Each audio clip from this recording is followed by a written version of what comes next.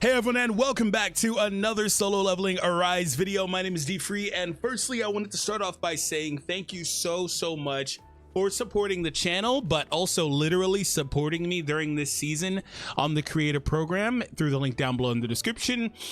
This month, or this season, was the most that I ever promoted it, and I got the most that I've ever had. So that's really cool. I know most people are mostly supporting Zaf and Payne. They've got a bit of a monopoly on people, but that being said, I really appreciate everyone that hung out with me, and make sure you extend support because it does end today. But if you don't get the chance to, make sure you support again as soon as the season begins via the link down below in the description, because they will be giving out a bunch more codes as they always are. So that being said, I wanted to go through and talk about solo leveling Arise. This is going to be basically a 1 year overview slash review of the game. I don't know if I actually ever did a formal review, but we're going to kind of cover that here today. So I hope you guys enjoy. Make sure you subscribe. 80% of viewers are missing out by not being subscribed. So make sure that you're supporting, or excuse me, subscribing, as well as the support, of course, so you guys don't miss any of the content that we upload. So I did miss a couple of days. So technically I'm at 362, but shoot me, man. It's not my fault, okay? There was a couple times where I got really busy in the middle of the day, and I logged in like 2 minutes after the daily reset, and it happened a couple times. Okay, right? But in all seriousness, the game has been out for a year, and I have been loving it, and I have been enjoying it. I've said this a bunch, just for me, just content creator, all that.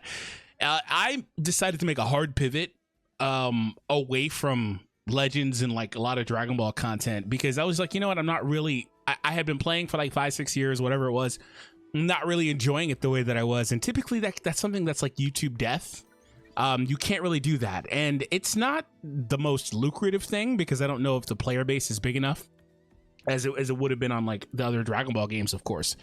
But it's been largely successful for me. I've got some of my biggest videos of all time playing this game. So I got to say, I really thought that just that piece of it was a really big risk, and I'm happy that I took it, and I'm happy that I dived in. So the first thing I kind of noticed about this game is how generous it is and how free-to-play friendly it is. I, to this day, still, like, you know, typically what happens with games, I try not to get too high or too low initially, mostly too high, because what happens is with games, when they first come out, right, that is one of the main peaks that game will ever have. So of course they're extremely generous with all the summon currency and all that stuff, and they'll give you, on some games they'll give you launch codes for redemption and all that stuff, and they're super duper generous. And then you check back 3, 4, 5 months later and they're not that generous. But that wasn't the case with this game. This game is one where, like, I think it's kind of crazy. So like, the way that the pity works, if you're not familiar with this game, is it's a 50-50, right? So you're guaranteed an SSR within this pool here, within 80, right? The first SSR you pull, say I get one like a multi off, like just 16 within the next 10 multi, like just see I click multi right now, I get a multi, or I get SSR in that multi. That has a 50% chance to be the featured character, the new character. However, if it's not him, the next time I draw an SSR, I don't even have to go the entire 80 way. The next time I draw a single SSR, it will be guaranteed to be the new character or the featured rate up character. That is awesome. Like, other games have similar things, which you've got to go the entire way to pity, which would be 80, which would mean 160, and that resets every other summon.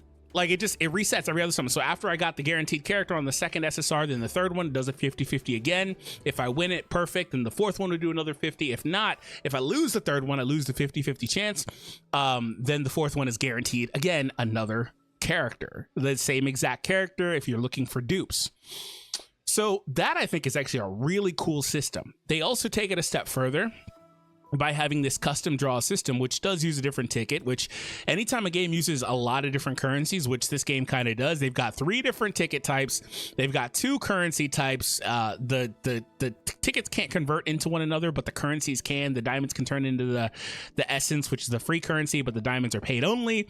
Typically, all that stuff would turn me away from games, as I'm sure it would most players. But again, I don't think it's a big deal in this game. It's largely irrelevant. But this game has this system here for this custom draw gacha where characters are added here basically on a monthly basis. The brand new character, so Goto Ryuji, will be in this like in a month, give or take, maybe a month and a half at max, because his banner has been up for a little bit. This brand new character will be added here. Now, at the time of the recording, there are no limiteds. I think a limited character will be the only thing that's not making its way into here. And whenever we actually get the 1 year anniversary, okay, so I guess I should have said this. I have been able to log into the game for 362 days because the game was in early access for a few months. The actual 1 year anniversary for this game should be early May, whenever global launch was. So we got to play like 3 months, like literally 2.5, almost 3 months early access. But anyway, the characters get added here. Then you have the same 50-50 system here. However, the featured rate is split up between these characters. Now, the fun thing about these gachas is I talked about how as soon as you pull an SSR, it'll try to do the 50-50, then it'll reset your progress. The thing is that also, when you get deep here, like, because like I said, you could get SSR right here in the next multi. But if I get to 63, the 64th summon and beyond, every single one has an increased chance at an SSR. It's incredibly unlucky to get to 80. Like, you're not going to get to 80. Like, it's incredibly unlucky. So that's just a bunch of stuff that I think is very, very good free to play system overall. Also, they don't release characters extremely often. As you see, this is a brand new character. He's been here already for a week, so he's here for a month basically. This game has a 3-week update interval, I believe. It used to be a little bit more consistent, about 2 weeks, but they pushed it out another week. It's because they're not uber greedy, apparently, right? A lot of games will try to get shorter update intervals to release more characters, but they increased it so they could focus more on quality, right? Now, on the topic of quality, I will say the main issue with this game is that it's not, I don't know if it is yet, but it hasn't been, and it's damn near a year old at this point. It has not been optimized for mobile. Great. It just hasn't.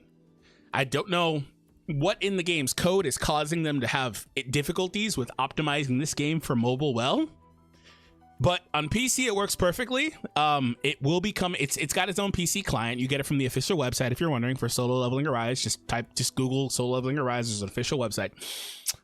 It will be coming to, I believe, PlayStation and to Steam. It was actually supposed to come out in Q4 of last year, but they delayed it, so it's going to come out this year at some point. But it will be making its way to other consoles as well, because the experience is just better on these other devices anyway. I'm going to be honest. Even if I play on my phone, I've got like my my controller connected to my phone to play it, because it's just better in my opinion. But yeah, optimization, I mean, like graphically, like stuttering, crashing, things like that. Like I don't know if it's optimized yet, but last time I really tried, it just was not working.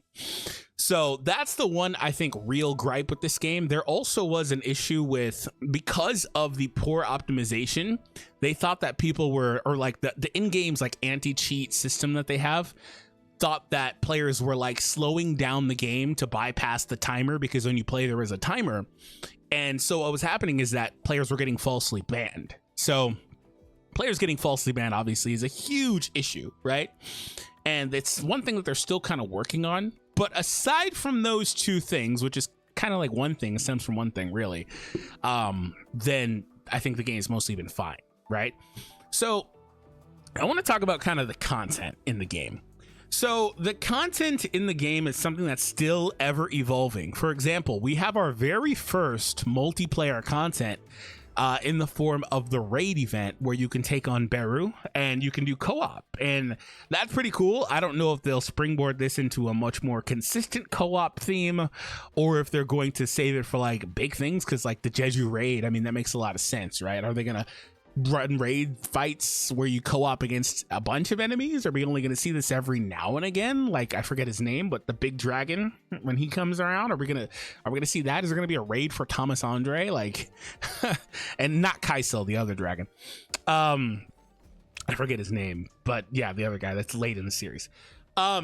So like I do wonder about that, but with co-op you go in and you match with players. I think this would be better if you were able to match in with friends. You can't really do that right now, but this is just a proof of concept at this point. And it's not perfect. The first day of it there were issues, and I haven't really had them as much since, but there were issues with it basically just kind of freezing up and things like that. So there are bugs in this game. It's not like it's a game that's perfect. It's not like it's a game that's fully finished or polished to the degree that you would expect it to be at like a couple years from now. I really do think that a lot of these gacha / mobile games all just kind of release like a year early. Some of them like 6 months early. In fact, I used to habitually say, is that the right word? I used to pretty regularly say that with Bandai games. Like I have, as somebody that's played gacha games for the last like 10, 11, 12 years, with the Bandai games, they, to me, had a really bad reputation. To be fair, I haven't tried a new Bandai game in a while. Not so much anyway, but they had a really bad reputation of launching in like this bare bones state where like 6 months to 1 year later, the game will finally look like a game that's worth playing. You know, even one of the most successful gacha games of all time, Dokkan Battle, was the same way. I don't know if players weren't playing back then. I'm sure a lot of weren't, but I don't know if the players that were playing remember, but that game used to rerun the exact same events over and over on like a monthly basis. The same story events over and over, the stupid BoJack event, like all these things. They're rerunning the same stuff. There's nothing to do. Like they're not, and the rates were terrible. It just was not a good game. But it's here at 10 years now, and it's extremely successful, multi-billion-dollar generating game, and just keeps getting better. So I think that's largely the case. And with Solo Leveling Arise, a lot of this content has come out post-launch, of course. A lot of this wasn't available from the jump. The guild system with the guild boss and all of that wasn't there. I believe Power of Destruction might have been. I don't necessarily remember. But throughout all these different forms of content, there's a lot of different ways to play. One of the newer game modes is this roguelike game mode here, where you go in and again, it's roguelike. You get to make the decisions that you want and play how you want. And then there's rewards tied into it. And so one of the ways that this game is extremely free to play friendly is that, like I spent a lot of time talking about the gacha, the characters, is that all this stuff, all these different game modes, some of them are like time attacks, like all this different stuff, rewards you handsomely. They reward you handsomely with all of the different content, and there's a bunch of different ways to play. So the main loop with Solo Leveling Arise ultimately boils down to this. How do you level up Sung Jinwoo and your characters? How do you keep your account progression going forward, etc.? And so there are, and by the way, if you're a fan of the Solo Leveling series, there are a lot of game original characters. Like Amamiya Mirai here. There's a lot of game original characters. And then there are characters like Yu Hyun, who is not game original, but she's a really obscure character through the original series anyway. I guess you could say the same about later on, but whatever. And then there are characters that are like background characters, like Lee Bora, extremely just niche characters that don't really matter that much. Park Heejin, like, okay. But there's a lot of original characters, and they also produce them in a way where, you know, some of them will have, or most of the characters now have like different outfits. They've got chromas on the outfits. Some of them are more fan servicey, as you saw. But that's kind of what this game also is, if you like that or don't like that. So keep that in mind. Now, a lot of that stuff is also, for the record, kind of locked behind a paywall. So there are paywalls in this game for some of the more fan servicey stuff. But again, you don't necessarily need that stuff to play the game effectively. But the gameplay loop is like, how do you progress your characters? And there's a lot of different ways to do so. The characters have their own individual weapons. They've got dupe systems that are into the weapons and the characters themselves. You don't summon for character weapons unless they're Sung Jinwoo. You can put them in the custom draw. But for the other characters, all their weapons are free to play in the events. You just unlock them that way. You can purchase them if you would like to from the shop directly, but you don't have to gacha summon for the character weapons. Yes, if you're looking at this game, you don't only play with Sung Jinwoo either. You can play with the other characters as well. You level up all of their skills, their ultimate, their passive, all that stuff. Well, not really the passive. The passive is passively upgraded through getting duplicates, but you also can put gear on them. You can put a couple of different loadouts on them if you'd like to. They've got this core system here, which is all this stuff, the gear, the cores, all that stuff is tied into those game modes I was talking about that rewards you handsomely. They also have other things in here like gems, again tied into another game mode where you put these on your characters. Your characters can get extra stat bonuses, and this applies to all of your characters, including Sung. But on Sung, he's got so much customization because he's the main character. He can equip 2 weapons. There's a host of weapons that you can put on him.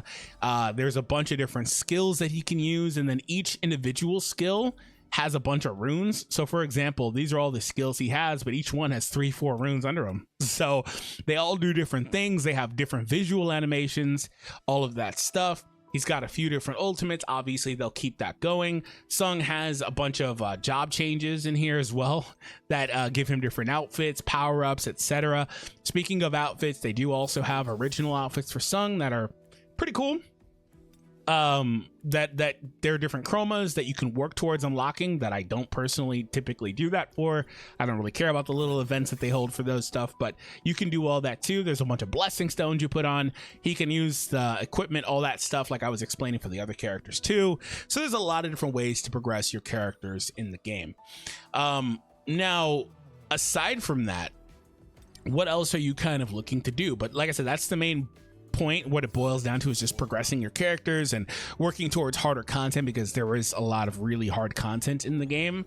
That's something that they pride themselves on and that they've constantly been trying to adjust, because obviously when people spend a lot of money, they can kind of buy their way up to a point, but you can't buy levels on Sung Jinu, for example. You've got to actually log in and work towards that. But they constantly are trying to enhance like the difficulty and stuff, and there's a lot of min-maxing in this game because of all those different things, and so as a result there's kind of a lot to do. Like there's really a lot to do.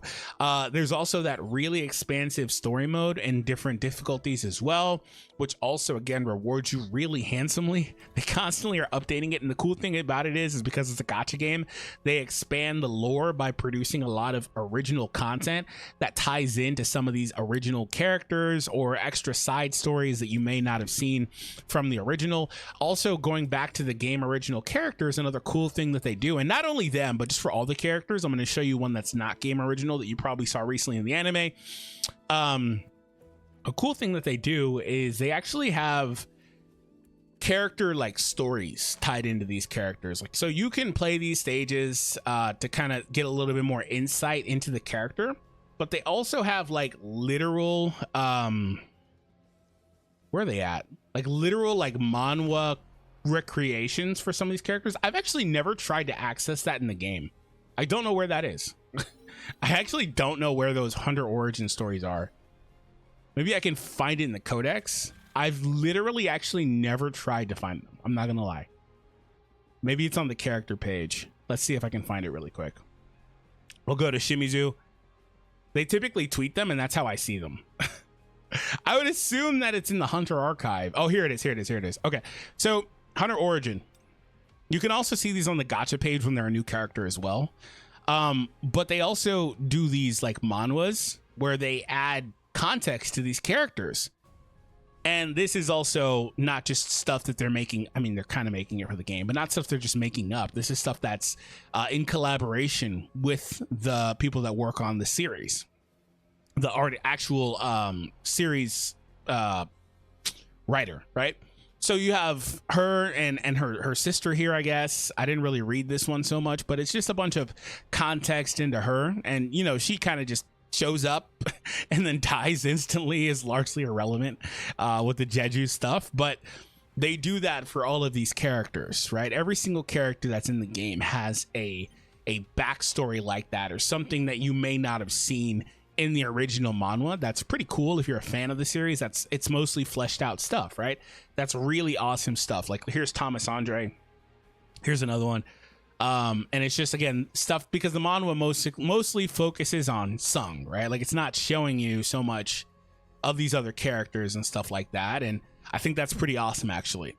So again, they also have those for the third time for the actual original characters, not the guys. Also, they've got the profiles for the characters, like Thomas is 39.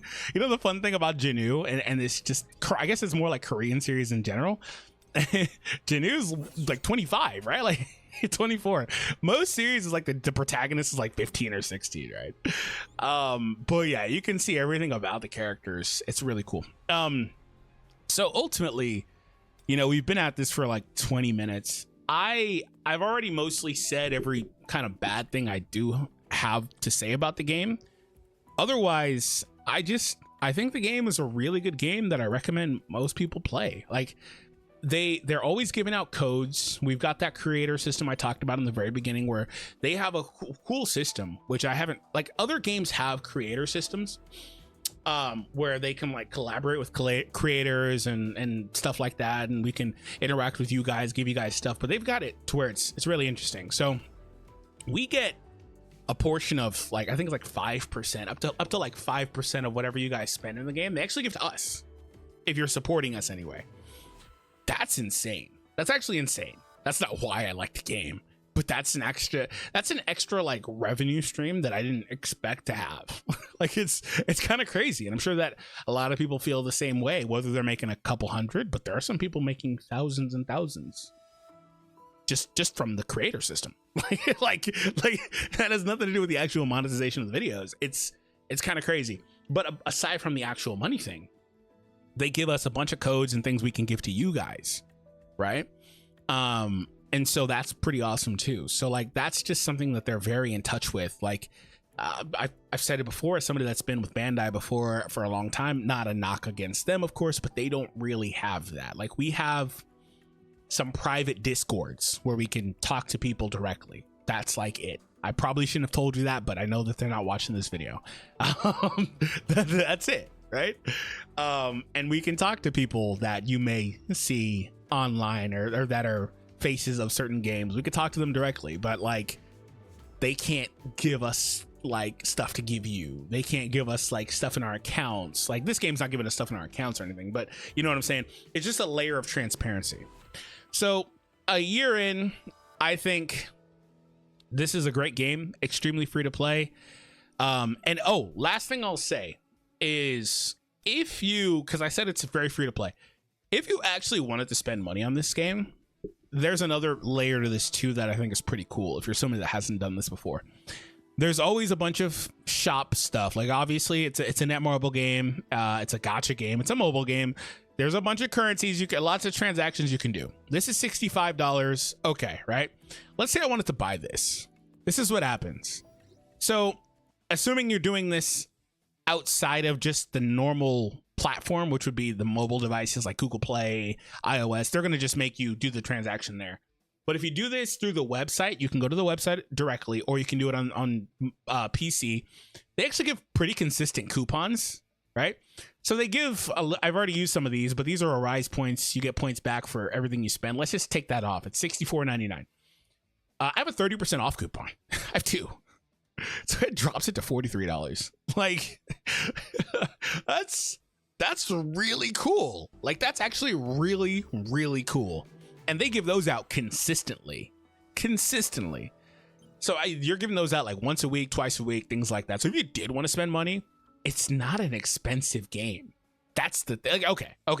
$40 is expensive. It just kind of depends on, you know, who you ask, who you talk to, blah, blah, blah. But in comparison to most other games, this game is dirt cheap. Like, it actually is. It's dirt cheap. You can get immense value for like a tenth of what you spend on other games, especially because there's so many different things you can buy. Whereas in other games, you're mostly just buying stones. You could actually say that's that's a bad thing. You can argue that that's a bad thing for this game, that there's so many different currencies and resources in this game versus other games. It's like, okay, well, I don't have to buy any of that other crap. I can just buy stones and do my summons, right? You could actually say that's a knock against this game. So there's that if you want to, but I choose the opposite end because they give so many tickets and things to summon with, and they're not hard to buy if you wanted to literally buy them that way too. So you're able, every single update, because the updates are once every 3 weeks, a new character comes out, and I either free to play or with very minimal investment get that new character fully duped out at A5. Okay, so they can get more than that, but you don't need more than that. They can get extra stats like a couple 2-3%, whatever it is. But at A5 is when they've got all their passives unlocked. I do that consistently.